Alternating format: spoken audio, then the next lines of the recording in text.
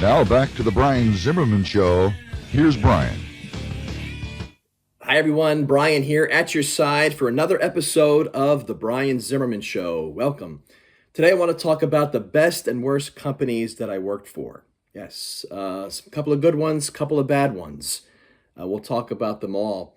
The first company, the best company I worked for, was a company that sold retaining rings. I'm sure those who are listening who work there or still work there obviously know what I'm talking about. And I'll give a shout out to Christy, Kim, Daria, Rhonda, Denise, and Mike. Mike was actually someone that I went to high school with. Wasn't really friends with him in high school. He was actually dating somebody that I wish I was dating. But that's another story. But we actually ironically became good friends when we worked together at this company. We used to plan outings, hunting outings. I'm not sure exactly what we called it, but we would go out into the field at some place we picked, and we would bring home. We were looking for different parts, whether it was automotive parts or different types of objects that we can put retaining rings and hose clamps on. And we would go to the CFO, and he would give us some cash to buy this stuff. We would go to lunch, and then we would come back and show our boss, what we found. And no, we called it road trips. I think it was a road trip we called it. It was always exciting. I think we did that like once a month. We planned that, and we actually also used to go to. I think people remember this. We used to go to the Raritan Bakery and bring back brownies for people at the office. And I actually met my ex-wife there. And I guess I was well liked, and I think the environment and the culture and just the whole, I was a young lad back in those days, and it was ironically my mother saw an ad in the newspaper. I was not working at the time. I was looking for a new job, and she came across the job posting. I think it was telemarketer wanted or something like that. So she encouraged me to call and set up an interview, which I'm glad I did, because obviously it became the best company I worked for. The second company was a market research company where I spent a lot of time there. I met someone there, another CFO, who we had a common interest in music and guitars and the Beatles and the Who and that sort of thing. We actually still talk to this day. And again, I think the environment, the culture, the work-life balance, and the work that I did there, I certainly enjoyed, especially going after CPGs and food and beverage and Fortune 500 companies, which is kind of my expertise, so to speak, in terms of industries and that sort of thing. And I shortly after the retaining ring company, I got back. I got into radio. So the worst company was a company that sold office supplies.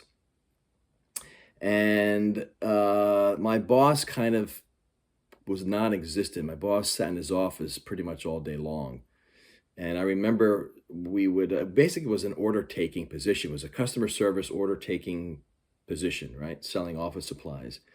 And sometimes people would send us, requests for a quote or a discount. And I would write up, these people want XYZ, and there was a basket on his desk. We would put the quotes in, and he would then write the discount price for each of the items. And my quote paper sat in that basket half the day. He got to it last. One of the coworkers there was so obnoxious. He used to throw things at me. And I think just, I thought when I took the job, there was going to be a piece of cake where people were going to be calling me with orders. I was coming from a position where the sales stuff was slow, and I figured, well, maybe by having people calling me, it'll be a much easier job, which was far from the truth. There was another company, an IT company, and my boss would always walk around with a coffee cup in his hand, holding a coffee cup, walking around the whole office. And he was always in meetings. And And the strange part about it is every time that I had wanted to set up a meeting with him, we had a meeting set on the calendar. Come 2 o'clock, he was nowhere to be found, and this happened repeatedly. Um, Never really coached me or worked with me or anything like that. It was just like, we talk about boss versus a leader. Um, and the funny thing about it was he fired me over the phone. He didn't have the audacity or the professionalism to fire me face to face. He had to do it over the phone. Another company that I worked for more recently, another was a market research company.